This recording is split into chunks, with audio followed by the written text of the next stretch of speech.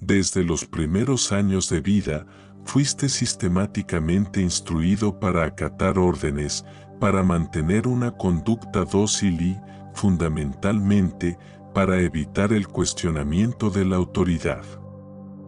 Como resultado, ahora, en tu vida adulta, te encuentras perplejo ante la facilidad con la que una multitud de personas, desde colegas hasta figuras públicas, logran influir en tus decisiones, ejercer control sobre tu estado de ánimo o sembrar la duda sobre tu propia valía. La explicación a esta recurrente vulnerabilidad es, paradójicamente, muy simple.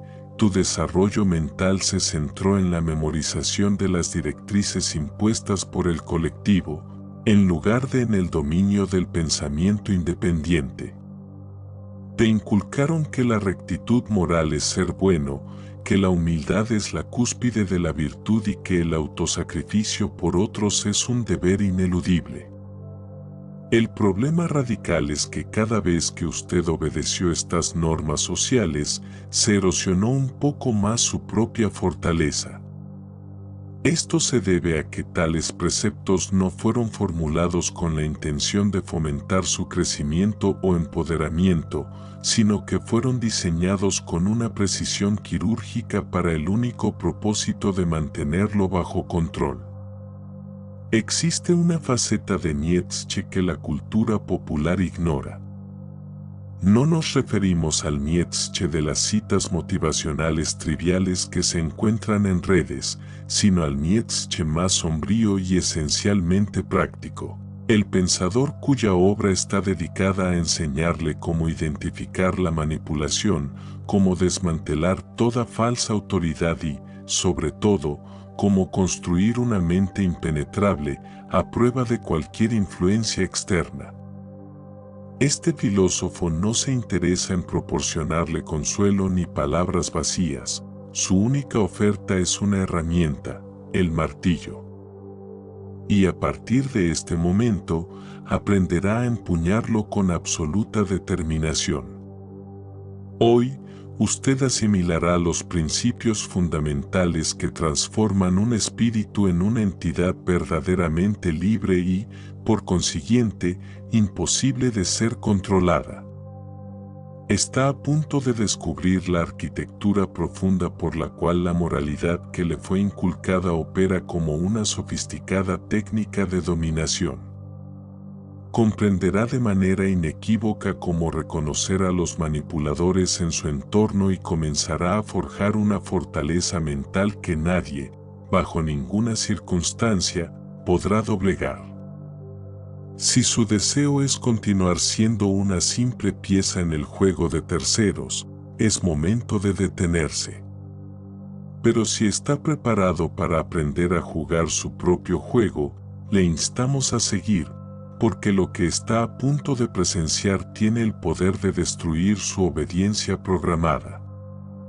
Esto no es filosofía para una tranquila mañana de domingo, es, sin lugar a dudas, un arsenal de guerra mental.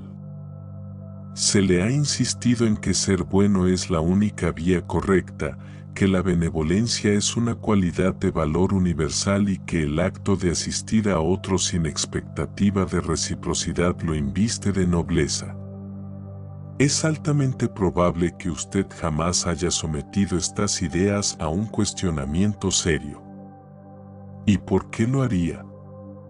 Todo su entorno social y cultural ha funcionado como un eco, reforzando constantemente este mensaje. Sin embargo, Nietzsche, con un único golpe de martillo, desintegra esta ilusión. En su obra seminal, La genealogía de la moral, él expone una verdad brutal: la bondad tal como se la han enseñado no tuvo su génesis en un impulso de nobleza o altruismo genuino. Su origen se encuentra en el resentimiento.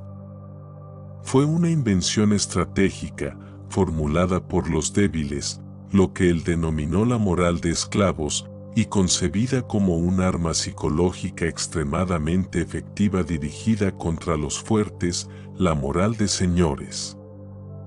Así es como operó esta subversión fundamental.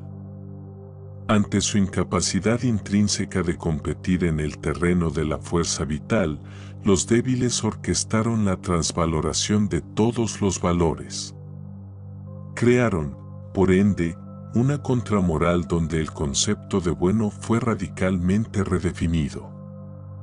En la visión de los fuertes, los señores, lo bueno era aquello que afirmaba la vida, el poder, la salud, la conquista y la capacidad de imponer la propia voluntad.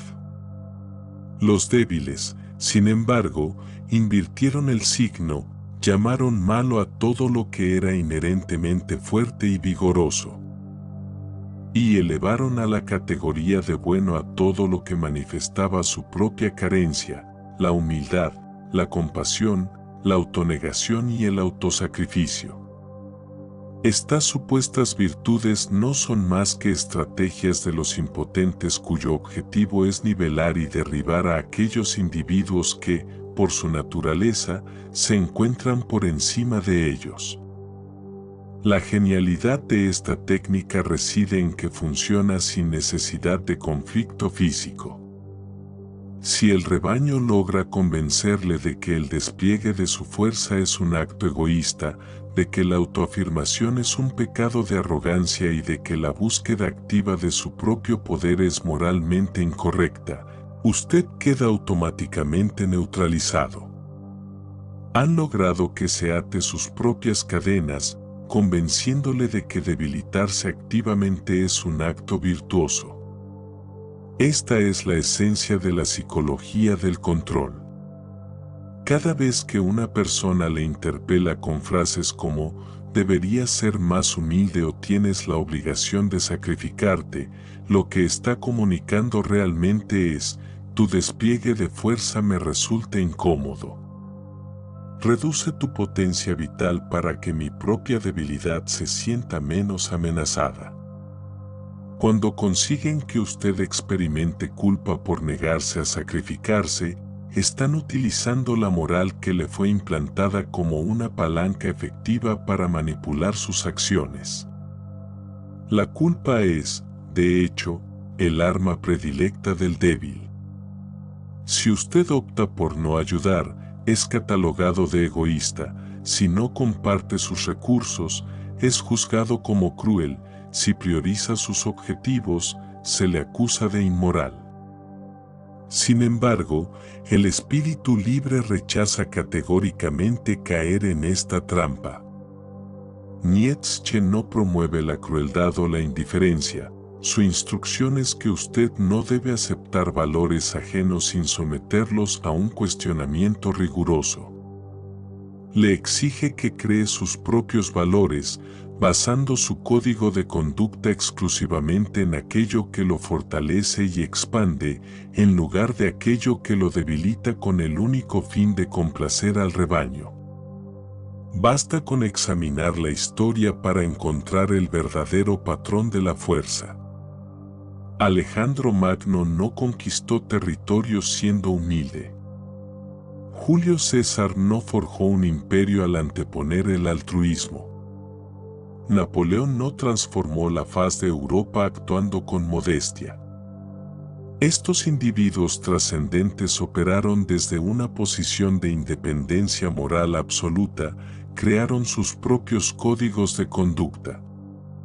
Si bien la historia puede juzgar sus métodos con complejidad, nadie puede negar que fueron creadores, y no meros consumidores, de los valores impuestos por otros.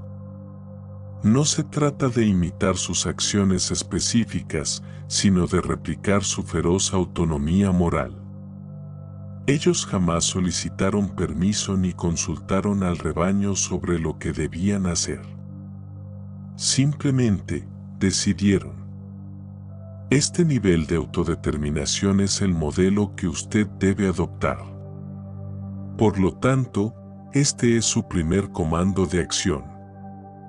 Identifique hoy mismo una obligación moral que usted jamás se ha atrevido a cuestionar.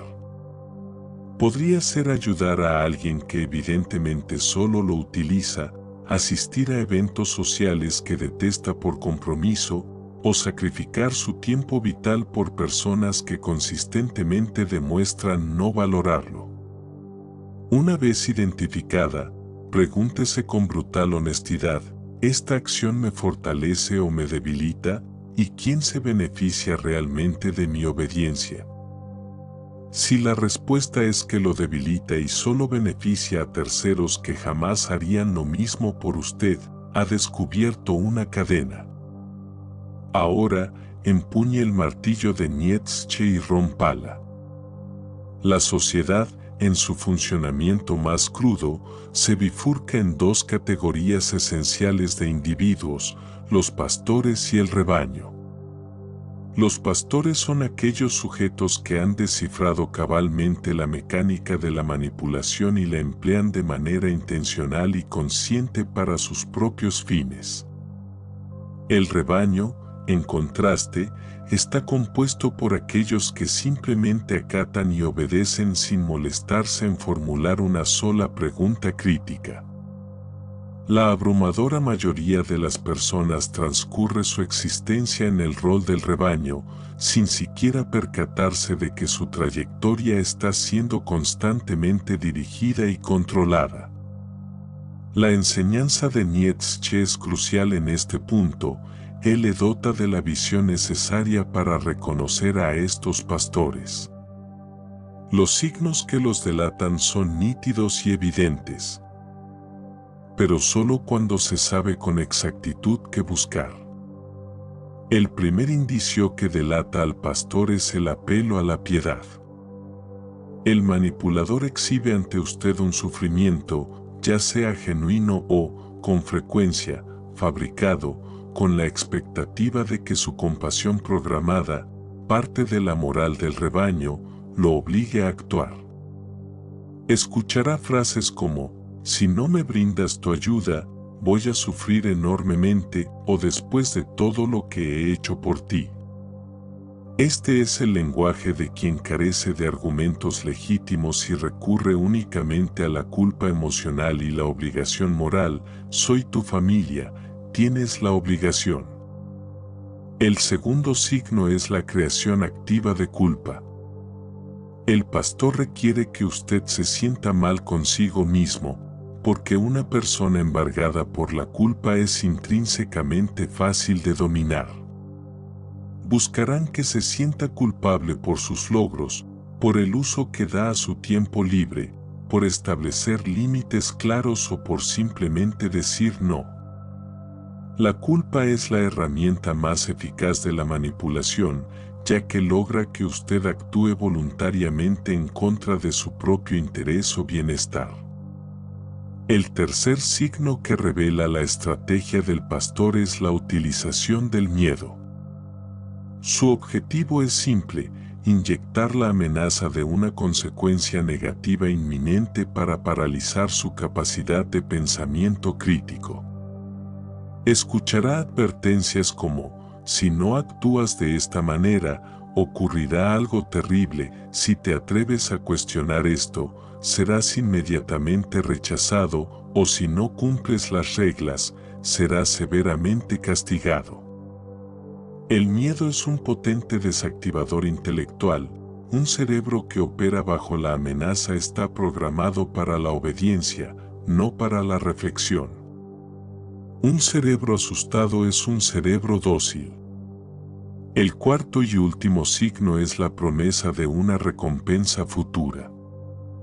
Esta es la estrategia fundamental de todos los sistemas de control, tanto ideológicos como religiosos. Le exigen que acepte el sufrimiento y la renuncia en el presente a cambio de promesas vagas y a menudo inmateriales de felicidad o salvación en el futuro. Es un mecanismo de chantaje existencial donde se le pide que entregue su vida real actual por la fantasía de una vida póstuma o un beneficio incierto.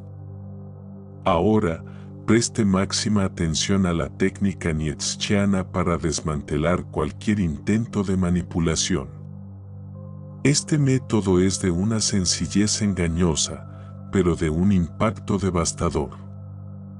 Cada vez que una persona intente imponerle una obligación o le dicte lo que debe hacer, usted debe activar un cuestionamiento radical y activo.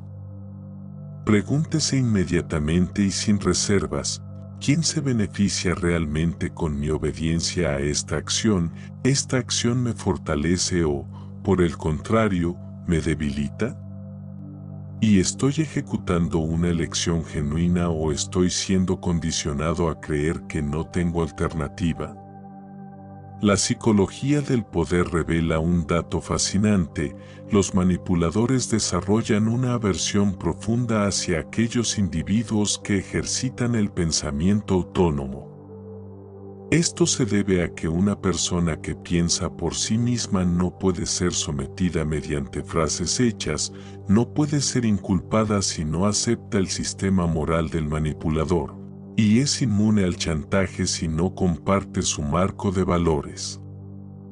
Es por esta razón que el rebaño arremete con tanta ferocidad contra aquel que se atreve a separarse.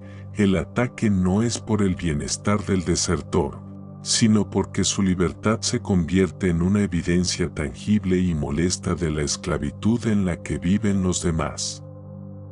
Este pastoreo no es exclusivo de los sistemas antiguos o las estructuras jerárquicas, ha sido perfeccionado en la era contemporánea. Las redes sociales son, de hecho, máquinas de pastoreo altamente sofisticadas. A través de sus algoritmos, le dictan qué líneas de pensamiento debe seguir, cómo debe reaccionar emocionalmente ante ciertos eventos, por qué causas debe indignarse y qué éxitos debe celebrar. Los algoritmos se han convertido en los nuevos pastores, y la mayoría de los usuarios obedece dócilmente sin siquiera registrar que están siendo dirigidos. Los medios de comunicación y los movimientos ideológicos operan con idéntica eficacia. Todos emplean las mismas tácticas fundamentales: apelación emocional intensa, la creación de enemigos comunes claramente definidos, la vaga promesa de pertenencia al grupo y la amenazante posibilidad de exclusión u ostracismo. Esta estrategia es exitosa porque el ser humano promedio padece un terror profundo a la soledad y al aislamiento.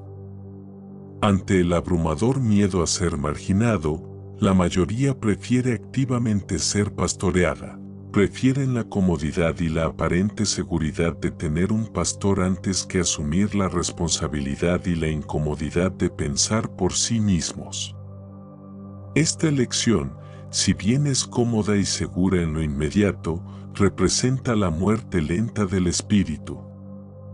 Este es su segundo comando de acción, diseñado para comenzar la demolición de su programación interna.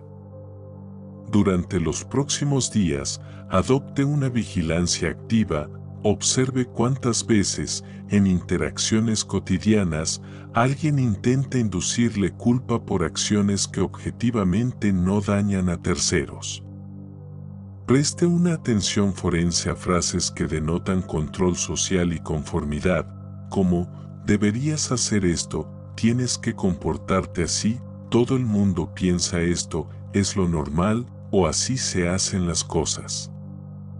Cada vez que identifique una de estas fórmulas de lenguaje, deténgase y formule una pregunta decisiva: ¿es esto una verdad objetiva o es un simple intento de control?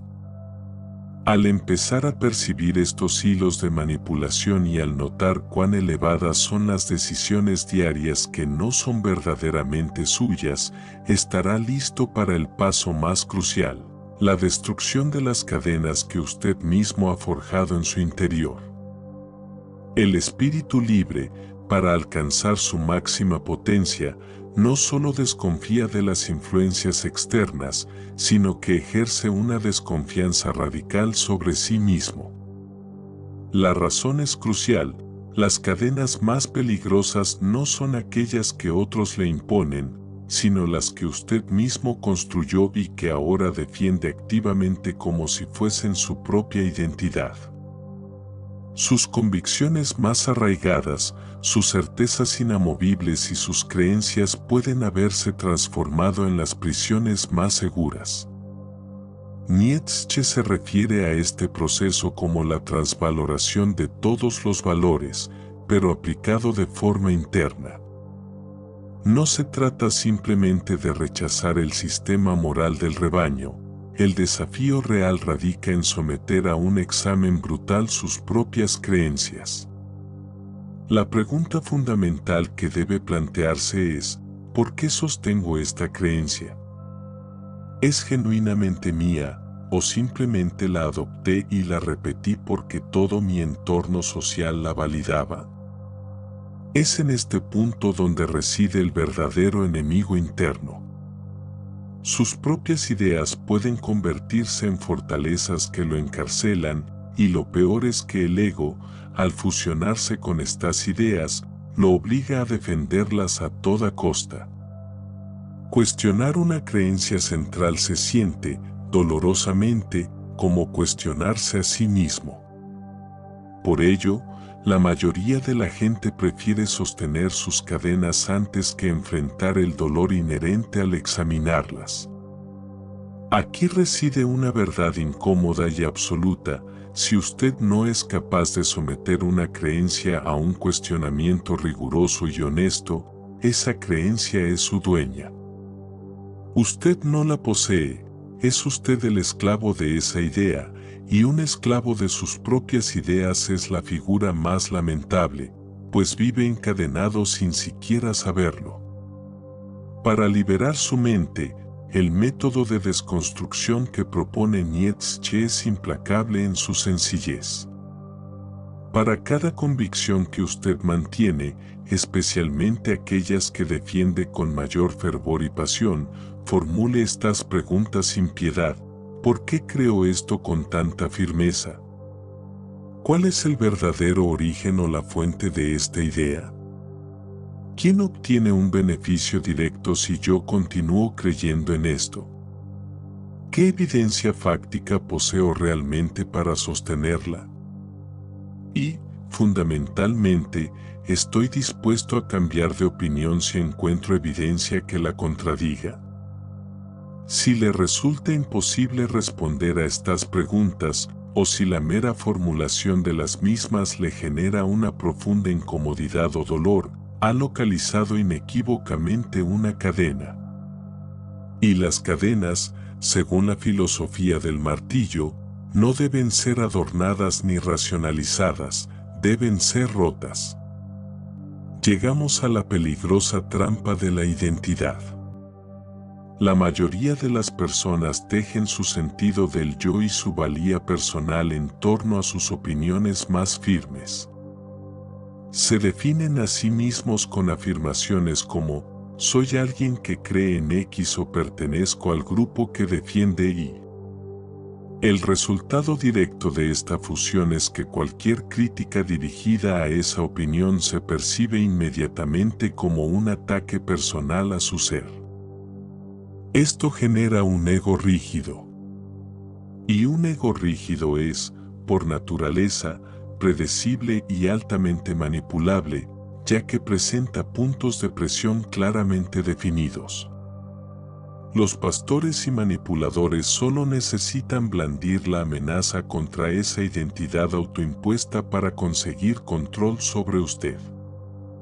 El espíritu libre, en cambio, mantiene sus opiniones con un agarre suave, las utiliza como un vehículo temporal, pero jamás se fusiona con ellas.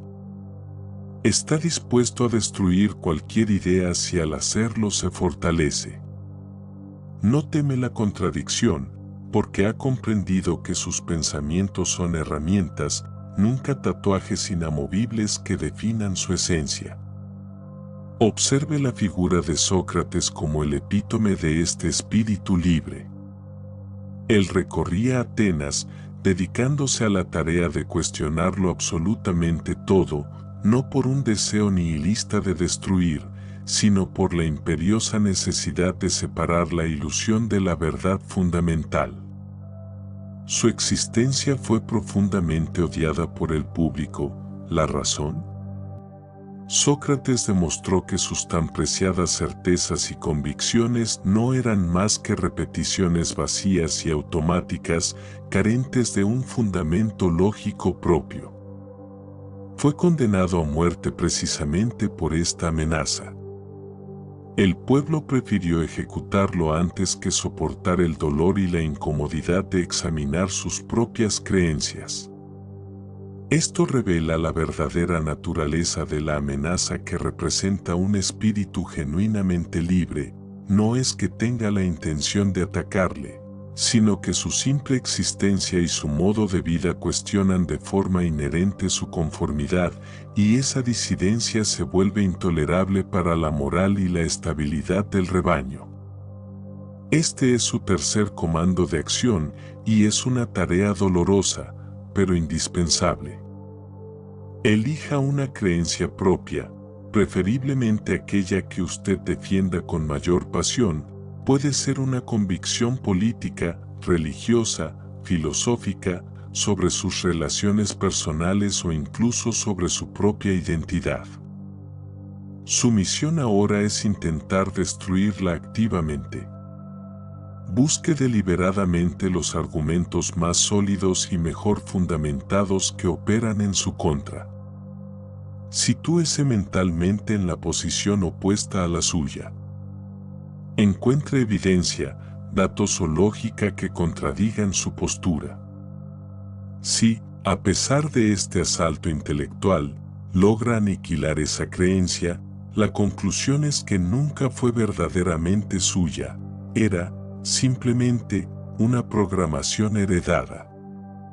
Pero si, por el contrario, la creencia sobrevive a su propio y feroz ataque, entonces usted habrá confirmado que es una idea fuerte y, por lo tanto, merecedora de residir en su mente. Esta práctica duele. Duele con la intensidad del fuego que templa el acero, pero ese dolor es la prueba ineludible de que está experimentando un crecimiento genuino. Destruir sus propias ilusiones es la única vía hacia la fuerza auténtica. Llegamos al núcleo de la vulnerabilidad. ¿Por qué resulta usted manipulable? La respuesta es inequívoca, porque experimenta miedo. Miedo al ostracismo, miedo al dolor, miedo a la pérdida de lo que posee o miedo a no alcanzar lo que desea. Los manipuladores identifican este terror y lo utilizan como una palanca implacable. Le prometen una exención del sufrimiento si usted obedece, y le amenazan con infligirlo si usted desobedece. Pero, ¿qué sucedería si usted erradicara el miedo al sufrimiento por completo? ¿Qué pasaría si abrazara la totalidad de su existencia, incluyendo la pérdida, el dolor y el fracaso, como hechos ineludibles? La consecuencia es la inmunidad inmediata a la manipulación emocional, pues nadie puede ya amenazarle con una circunstancia que usted ha aceptado de antemano. Nietzsche denomina a esta postura amor fati. Amor al destino no es meramente tolerar lo inevitable ni, mucho menos, disimularlo. Es amarlo de forma activa, combativa y feroz. Esta no es una resignación pasiva, es una afirmación activa y total.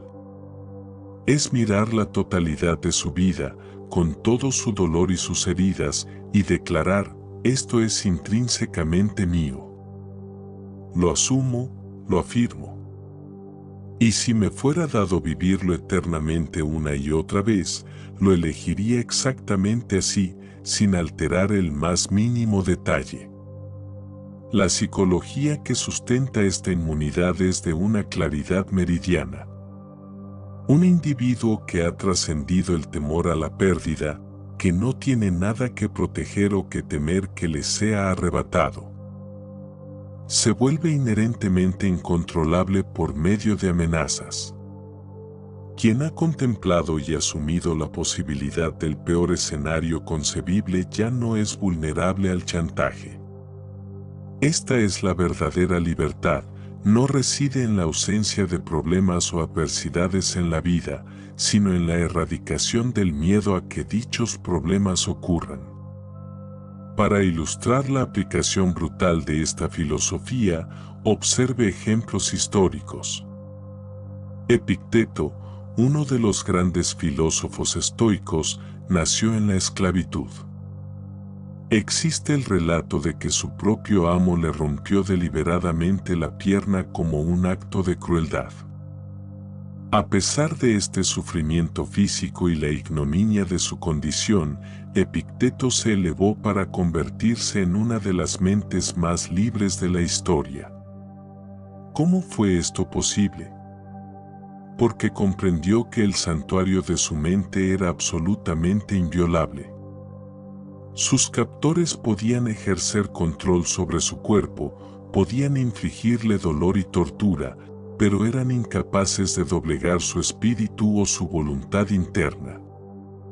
Su aceptación activa y estoica del sufrimiento lo dotó de una fuerza que superó con creces la de sus opresores. De manera similar, Marco Aurelio, el emperador de Roma, practicaba esta misma disciplina mental. A diario, dedicaba tiempo a meditar sobre la inminencia de la pérdida, la traición, el fracaso y la propia muerte. No era un ejercicio de pesimismo morboso, sino una estrategia deliberada para eliminar el poder emocional que estos eventos adversos podían tener sobre él. Cuando las calamidades finalmente llegaban, fueran plagas, guerras o complots, él ya estaba mental y espiritualmente preparado. No lo tomaban por sorpresa ni conseguían quebrarlo, porque ya había enfrentado y conquistado esos escenarios 1000 veces dentro de su mente. Esta es la demostración de que la aceptación del destino, lejos de ser debilidad, se convierte en la fuente de una fortaleza inconmovible. La disciplina que permite operar bajo el amor fati se traduce en una técnica práctica y contundente, la visualización diaria del peor escenario posible, praemeditatio malorum. Este ejercicio constante y deliberado debe repetirse hasta que la amenaza pierda toda su capacidad de influencia emocional sobre usted. Si usted teme perder su empleo, por ejemplo, no se limite a la preocupación pasiva. Visualice el momento exacto, imagine la conversación, el impacto emocional inicial y luego, de forma inmediata, planifique su siguiente paso. ¿Qué haría al día siguiente? ¿A quién contactaría? ¿Qué nueva habilidad desarrollaría? Repita esta visualización hasta que la ansiedad se disuelva en simple planificación y logística. Si su miedo es el rechazo o el abandono, visualice que la persona más significativa en su vida se aleja.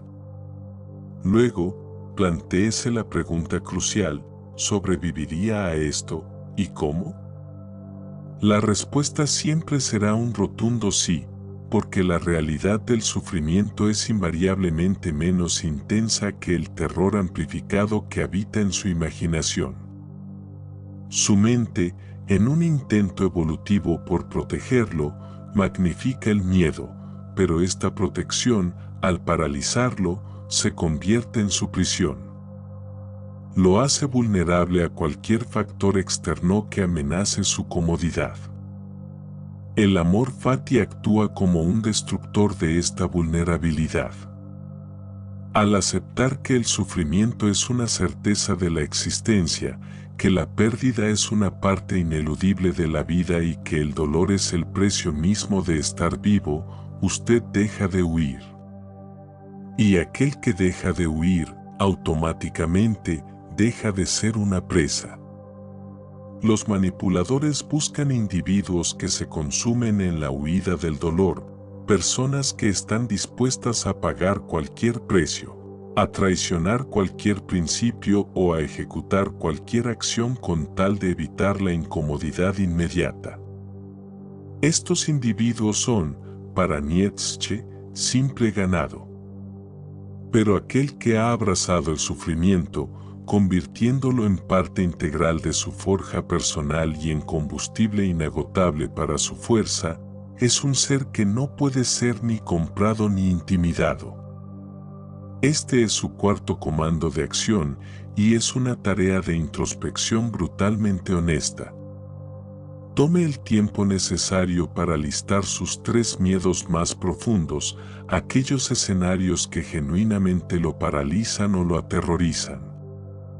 Podría ser la pérdida total de su estabilidad financiera, la ruptura de una relación crucial, la degradación de su estatus social o un diagnóstico de salud adverso. Enumere lo que sea que le infunde el mayor terror existencial. Una vez que tenga esta lista frente a usted, confronte cada miedo con 2 preguntas esenciales que deben ser respondidas sin autoengaño. Primero, si esto sucediera en este instante, ¿sobreviviría?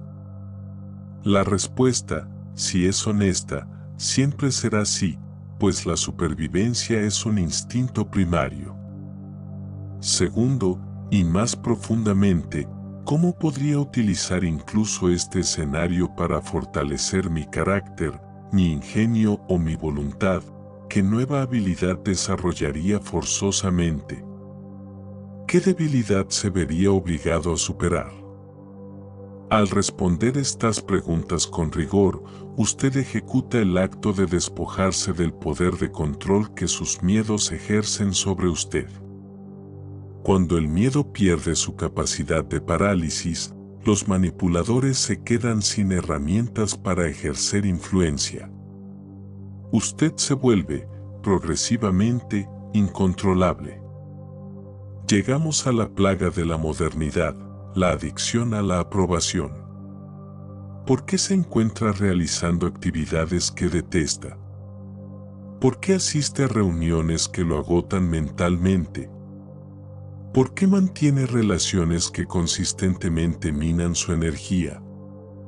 ¿Por qué adopta una vestimenta, un léxico o un patrón de pensamiento que no le es auténtico? La respuesta, por muy dolorosa que sea, es para ser aceptado. Esta dependencia neurótica de la validación externa lo convierte en una pieza vulnerable a la manipulación social. La manipulación, en este contexto, opera a través del mecanismo de la validación grupal. El rebaño le envía un mensaje no negociable: si usted aspira a la pertenencia, debe conformarse a nuestros estándares. Debe pensar como pensamos nosotros y debe valorar lo que valoramos nosotros. De lo contrario, la expulsión será su castigo. Y usted, paralizado por el terror al ostracismo, obedece. Traiciona sus convicciones, sus deseos más íntimos y su naturaleza esencial con el único fin de evitar la soledad. Nietzsche diagnostica esta debilidad y ofrece un antídoto radical: la soledad estratégica.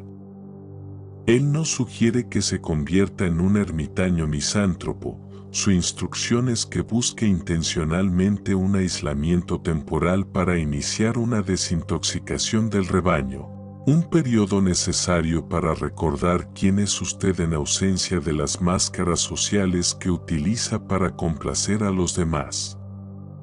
La soledad estratégica es el horno donde se templa la mente, y su función primordial es la de erradicar la necesidad compulsiva de agradar. Cuando usted se encuentra en soledad autoimpuesta, el público desaparece, no hay una audiencia a la que impresionar, ni jueces a los que aplacar, ni un rebaño que seguir. El único sujeto con el que se confronta es usted mismo, sus pensamientos genuinos, sus deseos sin filtrar y sus temores reales. Esta confrontación aterra a la mayoría, razón por la cual saturan cada momento con ruido, distracciones y compañía irrelevante, temen lo que el silencio les revelaría. Sin embargo, el espíritu libre busca activamente este silencio, lo necesita, porque es en esta quietud donde se forja la mente propia. Lejos del estruendo incesante de las opiniones ajenas, usted es capaz, por fin, de escuchar su voz auténtica, de generar pensamientos originales que no son meras repeticiones, y de sentir emociones que no han sido programadas por las expectativas sociales. Es crucial trazar una distinción fundamental para Nietzsche. La soledad no es lo mismo que el aislamiento. El aislamiento es un síntoma de debilidad, es el resultado de ser excluido por la incapacidad de funcionar socialmente. La soledad estratégica es un resultado de la fuerza, es la elección consciente de apartarse porque usted valora su autonomía y su independencia por encima de la aprobación de los demás. El aislado está solo porque nadie lo quiere, el solitario está solo porque elige estarlo. Observe a los grandes creadores de poder. Nikola Tesla pasó años en aislamiento autoimpuesto, desarrollando ideas que la comunidad científica de su época consideraba absurdas, y transformó el mundo. Nietzsche mismo escribió sus obras más profundas en una soledad casi total, ignorado por el establishment académico. Los grandes artistas, pensadores y creadores buscan la soledad, porque la creación exige un espacio mental que el rebaño, ruidoso y demandante, no puede ofrecer. El rebaño lo consume con dramas insignificantes, lo agota con obligaciones sociales vacías, y si permanece en él demasiado tiempo, su mente se adapta a medir su valía en términos de aprobación social. La soledad rompe este condicionamiento y lo obliga a encontrar su validación interna y a crear su propio significado. Al lograr esto, al disfrutar de su propia compañía más que de la del rebaño, usted alcanza la liberación. Este es su quinto comando de acción, una prueba directa y decisiva para medir su nivel de dependencia del rebaño. Usted debe pasar un día completo sin consumir absolutamente ninguna opinión externa, lo que implica una abstinencia total de redes sociales, noticias y cualquier conversación fútil o superficial. El objetivo es simple, solo usted y su mente, quizás acompañado de un libro cuyo autor haya demostrado pensar por sí mismo. Observe atentamente qué sucede. Note la ansiedad que emerge, la pulsión incontrolable de verificar qué está pensando el mundo, qué ha sucedido en su ausencia o si alguien le ha contactado. Ese impulso que lo arrastra de vuelta es la manifestación física de su adicción a la aprobación, y solo a través del reconocimiento de esta dependencia puede comenzar el proceso de ruptura. Entienda, la soledad no es una forma de castigo que se le impone, sino una rigurosa sesión de entrenamiento. Es el crisol donde se forja la fuerza necesaria para no depender de nadie. Y cuando usted ya no necesita a nadie para sentirse completo o validado, nadie puede ejercer manipulación sobre usted a través de la amenaza de abandono o exclusión. La manipulación encuentra su terreno más fértil en la mentalidad de víctima, porque la víctima ha ejecutado un acto crucial, ha tercerizado su poder. Ha tomado la decisión fundamental de que su vida y su destino están dictados por fuerzas externas, por circunstancias fuera de su control o por las acciones de otras personas. Al adoptar esta creencia, usted se coloca por completo a merced de cualquiera que busque ejercer control. La mentalidad de víctima es la manifestación más sofisticada de la esclavitud, ya que no requiere grilletes físicos. La víctima se encadena a sí misma con narrativas de impotencia.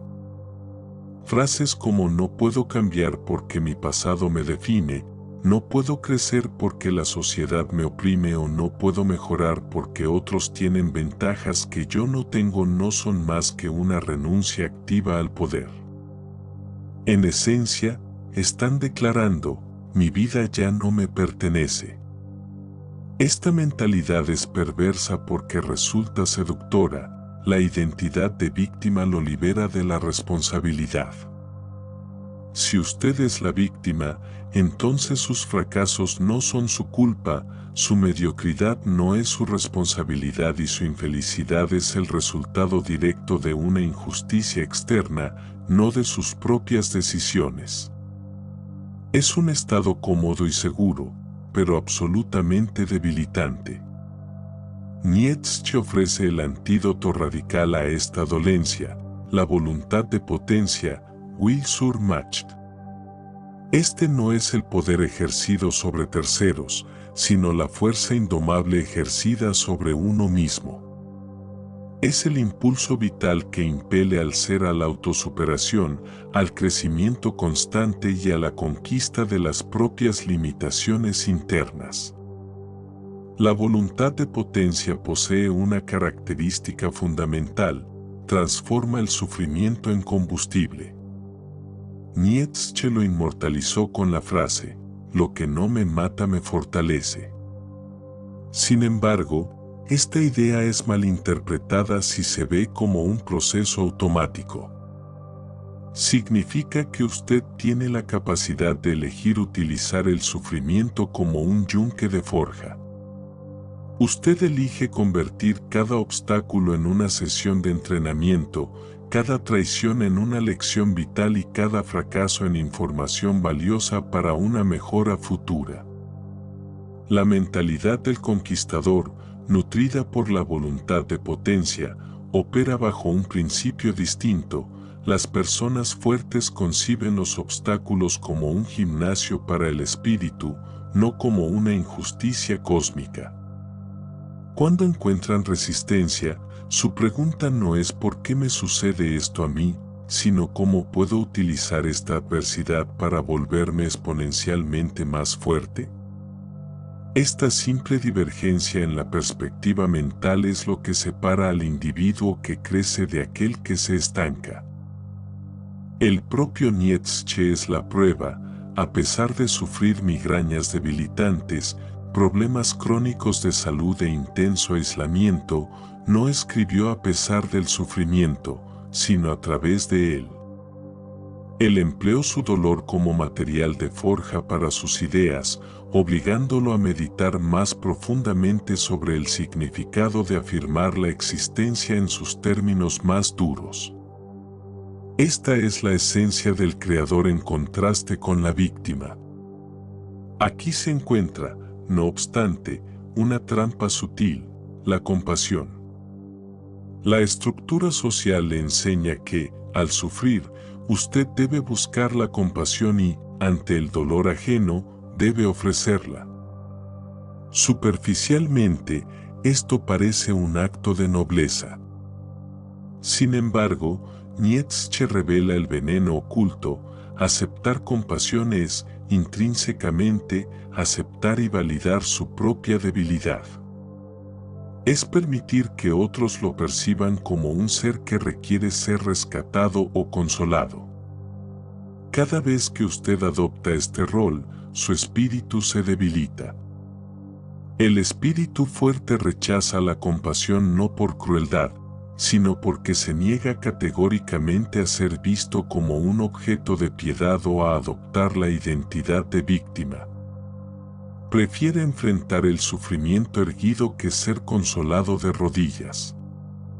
Esto no implica buscar el dolor innecesario, sino que cuando el sufrimiento es inevitable, la elección es afrontarlo con dignidad. En lugar de buscar espectadores para su dolor, usted elige usarlo como combustible para el fortalecimiento. Este es su sexto comando de acción. La próxima vez que enfrente una situación negativa y profundamente difícil, detenga su reacción automática de culpar o de lamentarse. En lugar de preguntar ¿por qué me ocurre esto?, formule esta pregunta activamente: ¿cómo puedo usar este evento para transformarme en alguien más fuerte? ¿Qué habilidad específica puedo desarrollar o qué debilidad mía quedó expuesta para que pueda corregirla? Esta práctica alterará su relación con la adversidad. Usted cesa de ser una víctima pasiva de las circunstancias para convertirse en el escultor activo de su propio carácter. Cuando cada golpe de la vida lo fortalece en lugar de debilitarlo, usted se vuelve indestructible, pues los manipuladores pierden toda autoridad sobre quien convierte el veneno en medicina.